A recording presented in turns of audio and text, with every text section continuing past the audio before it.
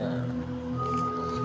So, hello guys, hindi tayo makakalis ngayon kasi medyo masama yung panahon dahil nga may bagyo tayong panibago na naman. So, dito muna tayo sa bahay.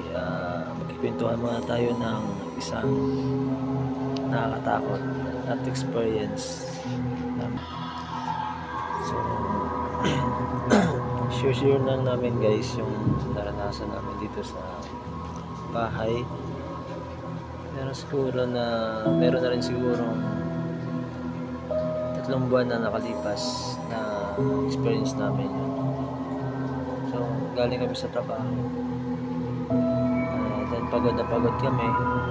Tapos na luto lang kami ng pagkain. Tapos maya maya nahiga na kami.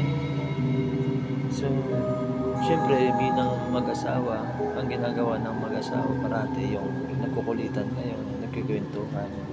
Tapos nakapatay na rin ang ilaw.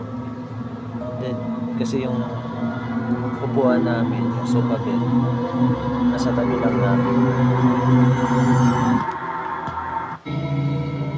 Tapos,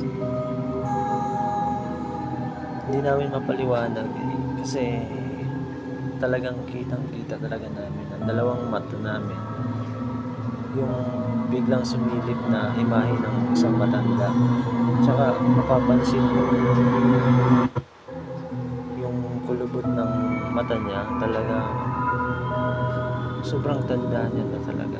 And doon kami kinilabutan. Tapos pagtingin namin, akala namin si Nak nga doon sa likod.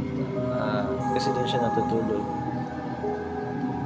Pero pag tingin ko doon sa likod ng sofa is tulog na talaga siya. Saka yun, yung experience namin na hindi namin makakalimutan.